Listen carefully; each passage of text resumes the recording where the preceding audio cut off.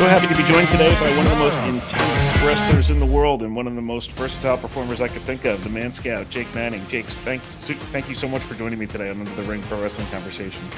Sorry, the pun went right over my head. Intense. I'm like, I feel like I've done everything possible to be as silly, as goofy as possible, and then all of a sudden I go, oh, it's a pun.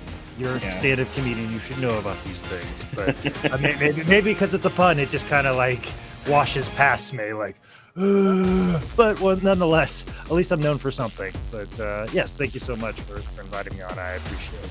So I first saw you in action in 2009 in Newburgh, New York for Northeast Wrestling. So for fans who are seeing you for the first time through some of your appearances on AEW TV now, let's talk a little bit about the Man Scout persona and how that came to being for you. What was how did that begin? Well, I mean, I'm an Eagle Scout.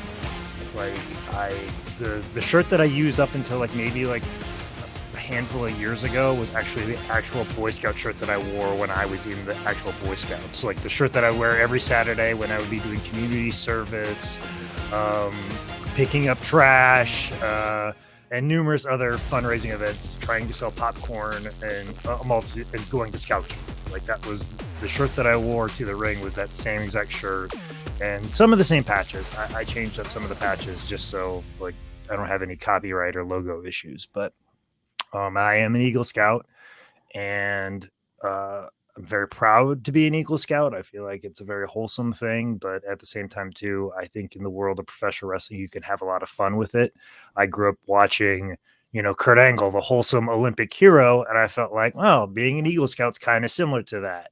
And I grew up watching a lot of the occupational era of WWE in the early to mid 90s, and I loved every bit of that. As much as people poo-poo on it and hated it during the time, I think a lot of people look back at it with a lot of reverence and fun, and this was enjoyable. And gosh, man, can't wrestling be a little bit simpler than that? I think there's some people that kind of feel that way.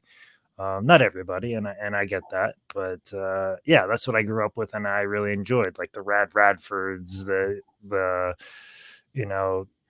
even Jean-Pierre Lafitte. Like, oh, it's a pirate. Like when you talk about like a wrestling show, you're like, my favorite wrestler was the guy in black trunks and black boots and he was bald head. I go, which one? The guy in the second match or the third match? No. The other guy that had he came up with the vest. Well, no, the other guy came up with the vest. The guy with short hair came up with the vest, not the bald guy. Or were we talking about the same bald guy? What were we talking about? He had weird facial hair. No, he had a mustache. No, I think he had a goatee. No, and then you just get confused.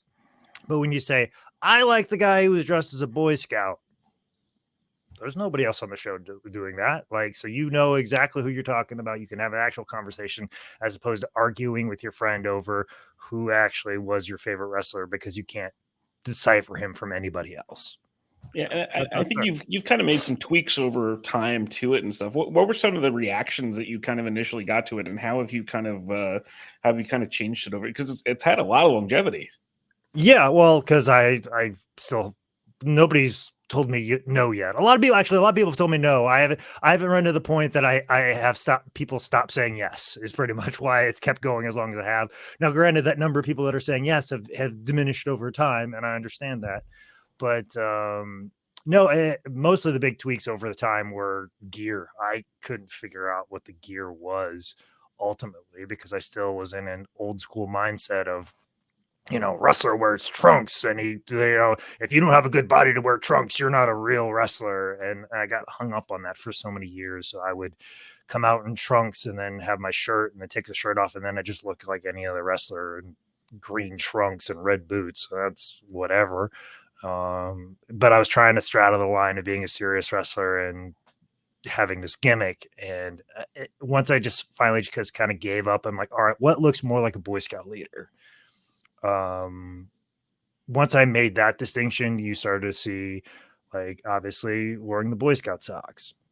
Then all of a sudden you're like, all right, well, I need to come out in Boy Scout shorts. And then all of a sudden you're like, well, why am I shaving my entire body? When I think of a Scoutmaster, I think of ugly looking, hairy, pasty legs. I'm like, yeah, so I can stop shaving my entire body and tanning. Great. Then I look more like the character I'm trying to portray. And then also too, like as I get older, I'm like, yeah, like I need to really get my logo out there. So I wear the singlet top with my logo with the, the Yep. scout salute on it. Like, yeah, that pieces it all together. And obviously still come up with the shirt. And then over time with the hat, because I said I was driving to a lot less shows. So the old brigadier captain hat had to go away and just put on a ball cap that I can, put on my head, hop on a flight and go into the ring and just change everything else, but can wear the ball cap wherever I need to go. So yeah, it took over time, but I finally got there, and I messed around with hats a lot. I did a beret for a while. I did a weird General Bison thing for a second. I just the ball cap just is a lot easier, and I look good in a ball cap, surprisingly. So I just went with that. I haven't tried a fedora yet. I hear I look good in a fedora, but I don't think fedora fits with the whole Man Scout motif. But You had what I think was a Scout's Guide too, but now it's like a book about bears or something. Like, do you go no, back and forth it's a Bear Scout, because there in Okay. Cub Scouts there's Tiger Cubs, um, Wolf Scouts, Bear Scouts, and first year Weeblo, second year Weeblo. I might have mixed up the order of those first couple, but that Bear book is basically Bear Scouts. Like, if you're a Cub Scout, you got to achieve everything that's in that book to move on. And I just think bear is just a funny thing, and the connotation of wrestling a bear. And I'm very proud of being a 10-time world bear wrestling champion. So like I try and put that out there as much as possible now that I'm allowed to talk about it, because you can't talk about bear wrestling while you're doing bear wrestling, but you can retire and talk about it all you want. It's a weird Nice. rule of bear wrestling. Very good. Well, while some of your work would fall into the comedy part of the wrestling card, you're actually a great wrestler with a lot of ability. What is your opinion on where comedy falls on a wrestling card? And I guess other than yourself, who do you think does it well? Well, nobody appreciates it. Nobody appreciate, and that's the other thing too, is I appreciate you saying that you respect my ability as a wrestler. Most people see the promo pictures and like, oh, comedy wrestler. And Jake, I really like you. You're a cool dude, and I book you all the time, but I gotta wait for a good match for my comedy wrestler, or I'll wait till I book another comedy wrestler, when it's like, you could just book me against the biggest asshole you have in the company, and then I could be the big baby face. Or if you have a young baby face, and I could be like the dickish heel and give him the best match possible.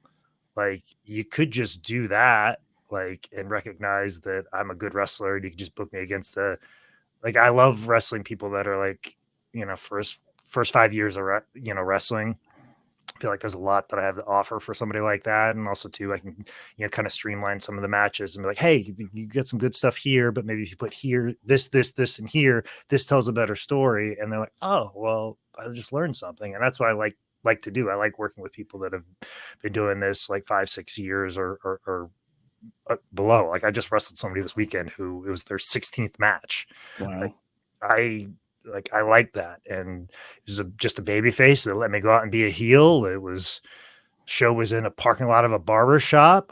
It's very, I could spend time talking to the crowd, let him do his things. I think I taught him a few things psychology wise and move wise and timing, and kind of helped along with his overall career. But like, it runs into a situation like, well, I'll wait for another comedy wrestler to be available and I'll book you with him. So now I'm like waiting for, Dan the Dad schedule to free up, or somebody else, or the local comedy guys scheduled to free up. And it's like, no, you don't have to limit me that way. Just, if you want me to be the bad guy, I will be the bad guy, and I will be the best bad guy, and I'll be the most memorable bad guy. I can do the bad guy role. Now, if it's a situation where people know who I am, like I wrestled at Lucha Libre and Laughs, and people had heard of the Man Scout character before, and had seen me on AEW Dark and multiple things. So when I came out, I got a big reaction, and I wrestled the local heel, and we had a great match, and we had a lot of fun, and I did a lot of the goofier stuff and brought a tent to the ring, and it was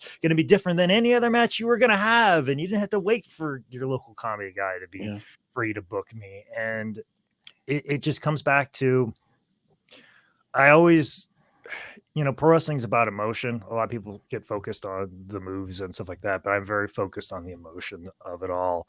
And if you go to a party, or if you're in some sort of place and like interaction with people, and some guys just coming around going, "Hey man, how you doing? You doing okay? You got what you need?" And then cracking a few jokes and making everybody feel good and lively, and everybody's like, "Man, that guy's cool. Like that guy, told me where the bar was. This guy told me where the bathroom was, and he cracked a little joke. And this guy told me that my girlfriend looked pretty, or I had a good shirt on, or whatever it is." And then all of a sudden, out of nowhere, somebody punches that guy in the face.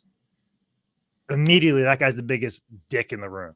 Like, so you could take comedy guys and put them in those roles of just making people happy, and then you get the biggest prick in your company, and that guy just is a prick, and then now you have a match.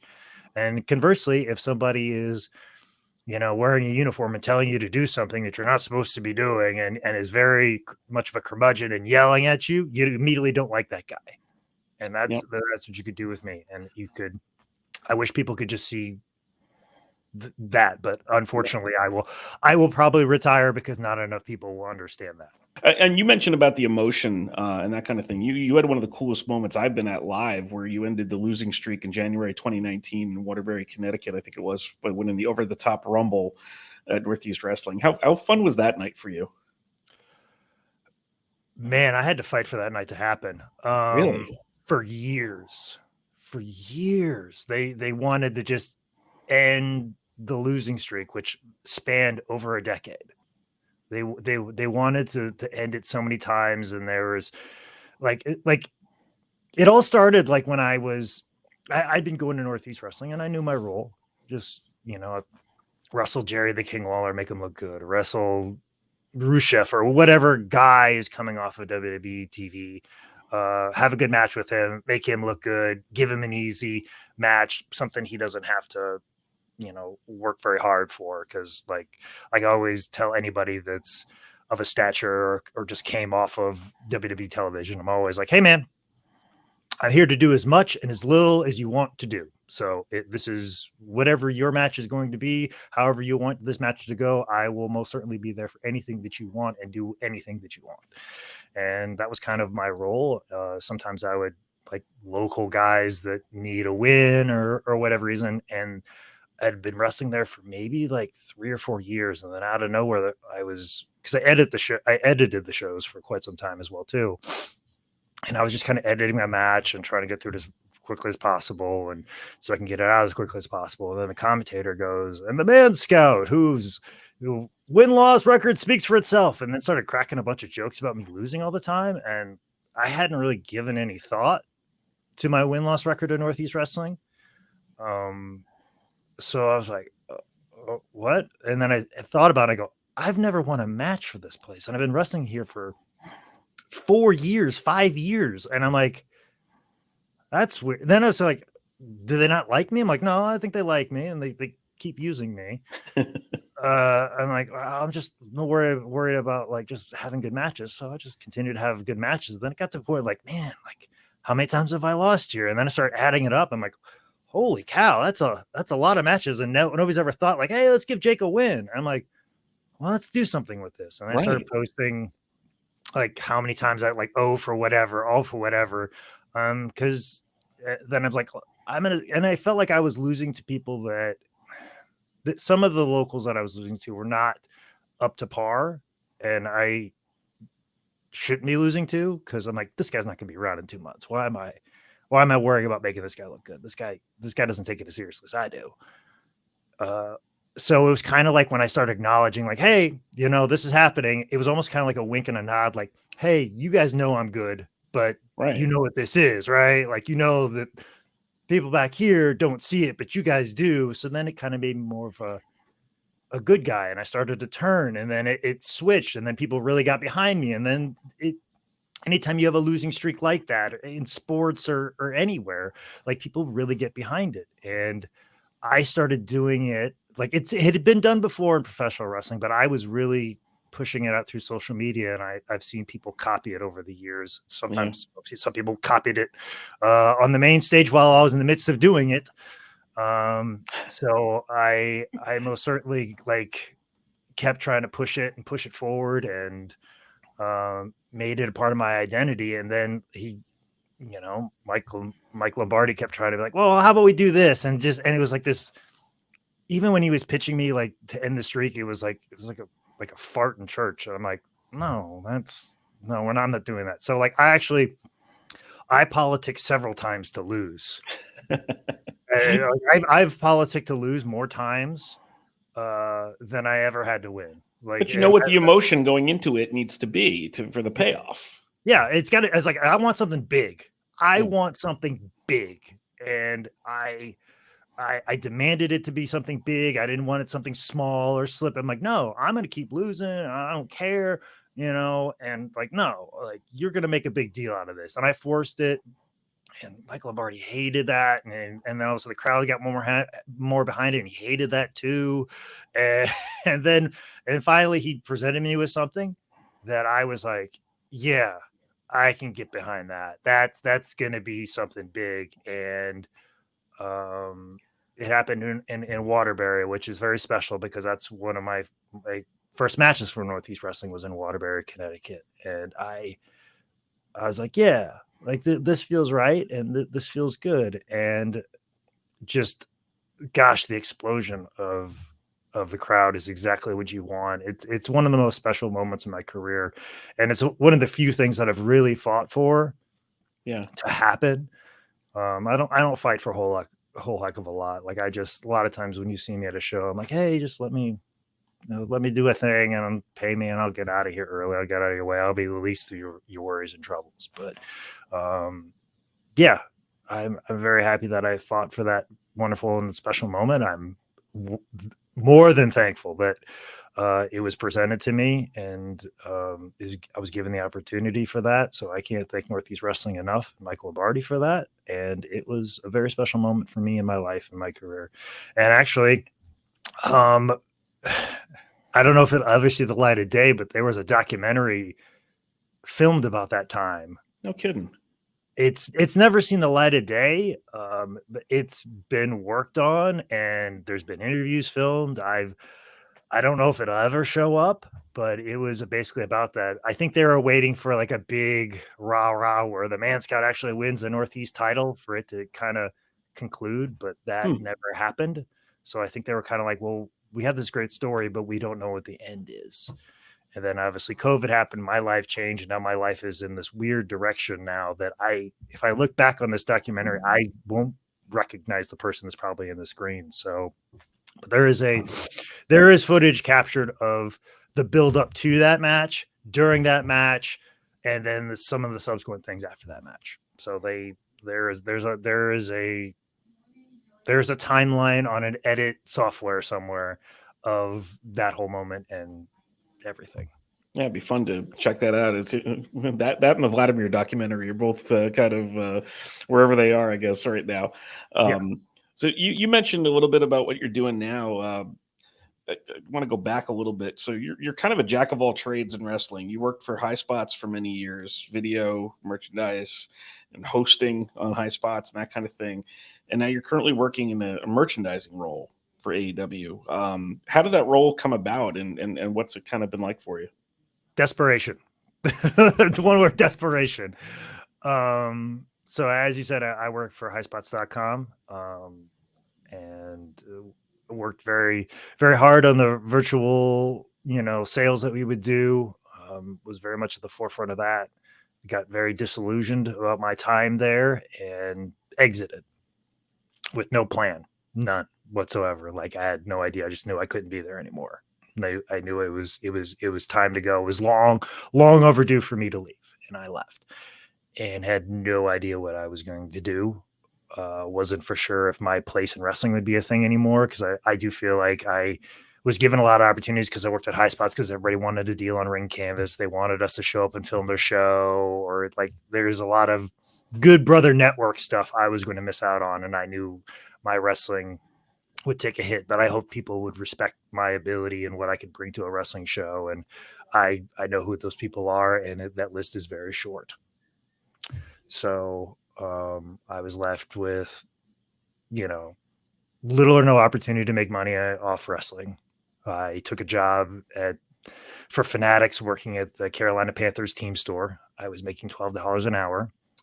they were dragging their feet about giving me a warehouse manager position, which would have paid slightly less than what I was making at High Spots, which is to say not great, but it at least would pay my bills. I would not be living comfortably, but the lights would stay on. It was good, and I enjoyed it. And with the potential of moving up through that company, like I was looking at the door out more or less, and I was seeing a girl who was living in Greenville, so I was driving back and forth from there. So I was like, man, if I take this job in Charlotte, it's gonna be real tough. Like, and I don't know if I'm gonna have enough gas money to see my girlfriend. And I was just kind of really disillusioned. I was emailing people left and right to book me wherever, however, and AEW was coming to Charlotte. And I knew a bunch of people in AEW, and I'd been begging them for a job, whether it be ring crew, social media, video editing, like every one of those things that I could do. I was pitching it to people in every department except for the merch department. And I'll never forget sitting in a Planet Fitness in Greenville, South Carolina, and knowing that AEW was going to be in Charlotte, and I had not received an email about being an extra. And I go, man, like, how low am I? I live like my house is 5 minutes away from this building where their AEW is going to run, and I can't even get booked to be like an extra. Like, and I really need this money right now. Like, I really need it really bad. And I was like, well, I've emailed Captain Sean Dean 3 times. I need no reply about this show. Here we are a Sunday before. I'm gonna email him one more time, and then it's not on me. So when people ask like, "Well, why weren't you at the AEW show in Charlotte?" I'm like, "Well, I tried 4 times." Right. I sent the email and immediately got a reply back within an hour saying, "Yeah, sure, you can come." So I showed up just being an extra.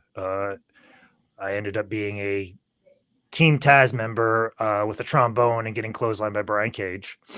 So that was cool. But the coolest thing was I got to see Shane Hagedorn from Ring of Honor days. Mm-hmm. He worked in the merch department, and we started talking. And also, too, I was talking to former wrestler Alex Bird, who's on the ring crew, say, hey man, like any jobs available, please let me know. And talking to Jeff Jones, like, hey, I know we've been talking, any jobs available. But I was just talking to Shane Hagedorn about how I quit High Spots. I'm really kind of between stuff. And that's when Chrissy Myers just came in and saved my life. She overheard that I had left High Spots. She was aware of my work at High Spots and was like, hey, we need more people to help for this upcoming fan fest we have. You've run conventions before. How would you like us to put some money in your pocket? And I said, absolutely. Even though knowing the dates that she's giving me were 2 college football games at the Bank of America Stadium. So I knew that was going to be issue with my $12 an hour job, which is the only guaranteed income I was going to have, but any opportunity to get my foot in the door, just for a chance, just for an opportunity. And she just saved my life. And I worked as hard as I possibly could for that opportunity. And here I am. Yeah, I was so excited to see you ended up there because I saw you at so many shows over the years, working at the High Spots table also while you're working the camera, then you're having your match. And then some of the shows I was going to, you were in a main match, because I was there during the Man Scout over the top Rumble days. So it was so exciting to see that you got that opportunity with them. And then also just being able to see you on TV every once in a while now too.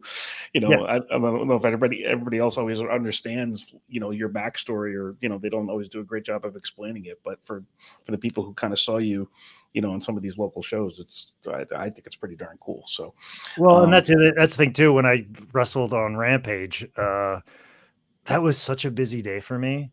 I was like buried in work. Like I had to do ads, and then I had to get stuff autographed for stuff. And then all of a sudden I get a text like, we need you on Rampage. I'm like, I was so mad. I was like, oh, okay, I'll go get my gear so I can go wrestle on national television for the first time ever. Fine. I was like, grit my teeth on it. And then all of a sudden I had to take a step back. I'm like, what are you doing? Calm down. All this other work you can do next week in Pittsburgh. It's fine. Just go focus on this because this is important. Right. I was going to ask you too, just getting back to the podcast here. Tell me about the 10 Bell Pod and what's that like to work on, since that's another one of the projects that you do that people may or may not be aware of. Well, I do a podcast called 10 Bell Pod, as you said, and it's about, I mean, there's no easy way or nice way to say it. It's about wrestlers that have passed on because of the 10 Bell salute, which is funny because I am anti anybody ever giving me a 10 Bell salute. So I'm on a podcast that's a 10 Bell salute to a professional wrestler. So it's kind of ironic that way, but that ship is steered solely by Nick Alexander, my friend, who is a comedian based out of Los Angeles right now. We met when he lived here in Charlotte. He is a tremendous wrestling fan and does a tremendous amount of research for every one of those podcasts. And for a long time, it was me, Nick, and Micah, who is a longtime wrestling fan. Micah obviously had some stuff come up in his life, and he was unable to continue with the podcast, but we found somebody who couldn't be a better, third wheel to this podcast than Tyler Wood, who is a touring comedian out of the Raleigh, North Carolina area. He is a longtime wrestling fan, but he's a young person. So his wheelhouse is like the ruthless aggression era is basically his attitude era, and he missed the entire attitude era because he was 4. Wow. So that is, and he's like most young wrestling fans. They're like, oh, my favorite old school wrestler is Steve Austin. And he has no idea who Harley Race is. So that's become an interesting dynamic where I'm like, yeah, I didn't grow up with Harley Race fighting Jack Briscoe, but I know it happened and I know it was a big deal. Why are you blowing off the fact that you don't understand that Scott Casey was one of the biggest territorial baby faces of all time? So that's kind of where the dynamic of the show happens. And we do it in seasons, much similar to Dark Side of the Ring, because a lot of our schedules get very busy between Tyler's touring schedule, between my touring schedule, between Nick's work in LA. It gets very, very tough to kind of get together, but we're in the middle of, I believe this is the 3rd season right now. And we've started dabbling in this thing that's a Patreon bonus. And I wouldn't be surprised if it ends up on the main timeline, which is Drunk Professional Wrestling History. Or I basically get Tyler drunk and have him regurgitate pro wrestling history that he has just learned through reading Wikipedia pages and YouTube videos. Wow. And it is probably the funnest thing that I do. And I think that of all the things I put out in the world, I have the most fun doing the Drunk Professional Wrestling Histories, because Tyler's an idiot, and when he's drunk, he's even dumber. And it is entertaining and fun, and I can't recommend it enough. And it's all part of the 10 Bell Pod universe. But with the show, I believe in fairness. So if somebody was good to professional wrestling, treated it fairly, and respected wrestling, you'll get a glowing 10 Bell episode. If you're kind of middle of the road, you did some like questionable things, we'll call you out on it, but it'd be like, all right, well, you were fun to watch wrestling. If you were a dirtbag, I will come swinging left and right. I will be as fair as possible, but I will make clear what you did or did not do, and how it affected people's lives. So that's, I believe in fairness. I believe if people like, oh, don't speak ill of the dead. I'm like, well, one way to kind of combat that, not be a butthole. That's how I feel. And the thing is, too, like my approach to wrestling, and all the coverage that I've ever done is that my background is news. So I'm all about accuracy in the way you're going to portray something. So yes. I enjoy reading obits where, there's the whole story is there, warts and all, like, because nobody's, everybody's got flaws. If we didn't, we wouldn't be interesting. So, and you're coming from a stand-up. I wanted to touch on your stand-up work a little bit too. Is your stand-up comedy anything like your wrestling comedy?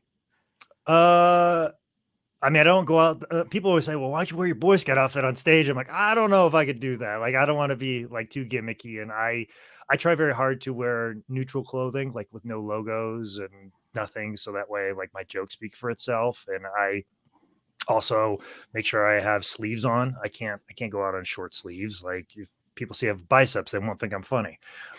So I'm kind of insecure in that way. But I wish I could dedicate as much time to comedy as I did early on in my wrestling career. So it's very tough for me to be like, oh, I'm a stand-up comic and say that very proudly. I'm like, yeah, I do stand up and I'm a stand-up comic. I'm very sheepish about it because I understand the amount of work that goes into it. A lot of people that tour, and unfortunately, I don't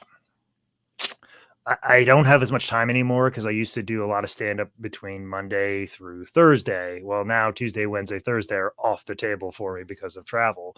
Every once in a while, I'll go to an open mic when I'm on the road. I go up every Monday at a wonderful spot here, Coffee Underground in Greenville, South Carolina. I'm doing a show tonight in Asheville, and I go up to Asheville like on my weeks off. Like I'll get to go up like 3 or 4 times on my off weeks, and I've been getting a few more bookings and I've been able to work on it. But I have probably, I'd say, a half an hour to 40 minutes of tried and true professional wrestling material about my time in wrestling. And if I'm in front of a wrestling crowd, it does fantastic. If I'm in front of people that are just out on a Friday night looking to hear some comedy, they may have to like be subject to it, like subjugated to it, and they might not like, I don't care about pro wrestling, and I don't care about this guy's story about it, and sometimes it falls on deaf ears. But luckily I probably have another half an hour of solid regular person everyday material. I was very close to putting together a solid hour and recording it and putting clips out about it, and like maybe put the whole thing out, and then I start all over writing new jokes. But yeah, like I definitely have the material. I don't know quite what I'm going to do with it yet because and at the same time I really don't have to. I mean, I could do stand up in my 50s. Right. Like I can't wrestle in my 50s, so in my mind I need to shake the every last drop out of the gas tank of professional wrestling before I start going, okay, well, that time that I occupied to getting professional wrestling bookings and doing professional wrestling shows, I need to put now stand up into that. And as opposed to starting from scratch right after ending wrestling, I've got 7 years of experience, at least, like I said, at least a half an hour of tested pro wrestling material and a half an hour of just regular person material. So I could feature for just about anybody. I've featured for Mick Foley before and opened up for him.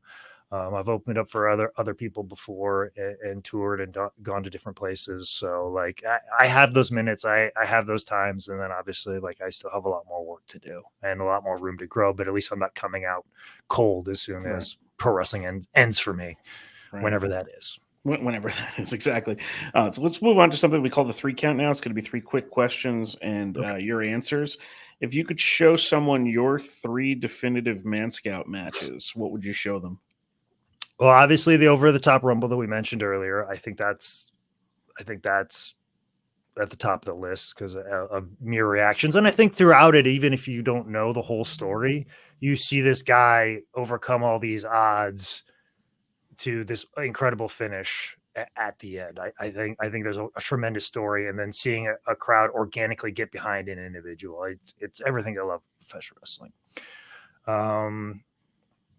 I had a year-long feud with a camping tent. Not just a match. I had a feud with a camping tent, and I had a grudge match, which I happen to think is a pretty incredible match to see for Wrestling Revolver. So that is, I think if you really want to go down a rabbit hole and see something you've never seen before, which I've always tried to do, I've always tried to present to the audience something they've never seen before in a wrestling show. And I feel like that's what I have done with that match and some of the things that I have done in the ring. And I think that is the me versus tent is a culmination of that. The third, I'm gonna go take a kind of a cop out, and I'm gonna say the third hasn't happened yet. I think there's something special yet to happen for me. It may be my last match. It may be something else, but I feel like there's something else out there that once it happens, I'm like, yeah, I could probably that's enough. Like Uh, I don't know what that is yet, right. but it's out there in the ether. And I did actually suggest one time to Vic Delicious when he was working for a company called Tenter and he was building campsites. I'm like, you and Man Scout should just do a pinfalls count anywhere on a campsite that you build yourself. I know he mentioned that to me, and I really wish we would have circled back to that like during like COVID. That would have been I would have flown up there and we would have filmed something really weird out of nowhere and did some high art stuff. I'm So going to be seeing him tomorrow on a card, so well, oh, he's please still tell him I active. said So hello. Please yeah, tell that him I said hello. It's been absolutely. many years since I've seen him and Hale. So Yeah, they're both they're wrestling the well. This is going to go after they're wrestling, so I shouldn't even mention what they're doing because it's going yeah. to be after the fact. But second question: what was your best ever interaction with a huge wrestling star? Second, oh my gosh, biggest interaction, Or best interaction, like best interaction. Um, I've had so many of them, like over the years. Oh, this is a super tough one because I've been lucky that I've gotten to wrestle Jerry the King Lawler. Every time I've wrestled him, I always say it's the easiest match and the most fun match you'll ever have. Um, I definitely have like had like people who I look up to watch my matches and they say, yeah, that was good. That was fun. And then I have like just absolutely absurd stories with Ric Flair that it was like, what is going on? Why is this happening? And why am I witnessing this? I saw you and Lawler, and I think it was in Newburgh, but where Terry Funk was in your corner and was Yeah. just absolutely wrecking everything at ringside, breaking the ring steps, stepping on Lawler's hat, crown, and then putting it on his head. And I nobody, think that I really feel like that match and everything leading up to it, and then him being told he can't curse, and then him the first thing he's doing, grabbing a microphone and cursing, him coming through the curtain and knocking down a whole roll of pipe and drape, like falling like dominoes, and then like he's chasing Mick Foley around, he's chasing Lawler around. I finally calm him down, and then I turn my back for a second on him, climb up the ring steps, and get on the apron. And all of a sudden, I hear the loudest crash I've ever heard before in my entire life. And I go, what was that? And I turn around and Terry Funk has destroyed the wooden ring steps that I was just on. And he had a sharp stick now. And I was like, I look right at him like, Terry, I turned my back on you for 13 seconds. How did you cause this much damage?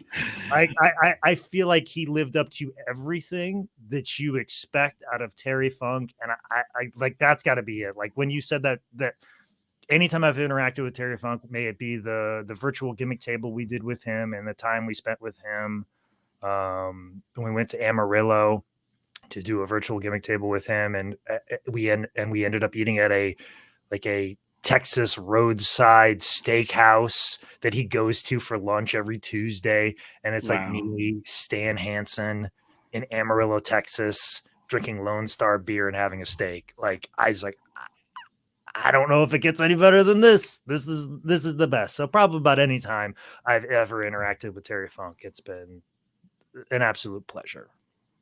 And the last question: what's the strangest location you've ever had a pro wrestling match? There's been several. George South has put me in some weird situations. One that George did not put me in, and this was one that Rocky King put me in with George's tag partner. Rocky King booked me at a wrestling show in a strip club in Decatur, Georgia. And it's definitely not a high class strip club in Atlanta. It's an Atlanta strip club, so it's what you expect. That's probably one of the weirdest. And then with George South used to book me all the time for these prison shows. So I used to wrestle in a prison in like the rec yard, and we had to set up the ring and we pull it right by a gate, and we had to go through another gate, and we were setting up the ring because when they open up the gates from the outside into the rec yard, they have to have the sniper rifles out in case anybody tries to dart out through. So Oh I was gosh. basically putting the ring up under gunpoint. Um, and I'm just wrestling in front of prisoners. And at one point in time, they also like, oh well, go, you guys can go get something to eat. So I'm eating in the mess hall with all the prisoners. I'm basically just in the middle of prison life, and like amongst all these prisoners, I could just get lost or pulled to a corner of a prison, and like I just want to do tackle, drop down, leapfrog, get it again. But like, Nice. What so was the reaction to the Man Scout? This is kind of an addendum to the last question, but the reaction to the Man Scout character in a strip club and the reaction to the Man Scout character in a prison.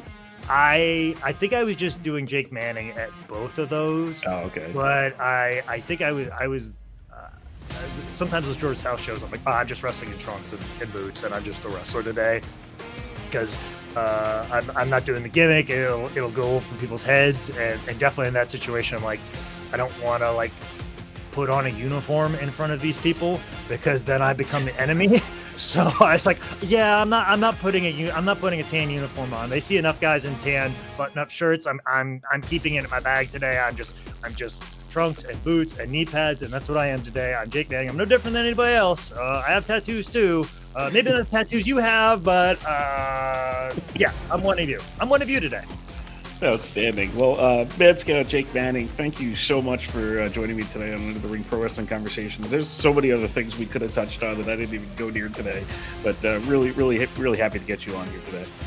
No, well, thank you so much for having me. I appreciate it. Please support shop AEW in general. If you haven't bought your Wembley tickets, go buy them now.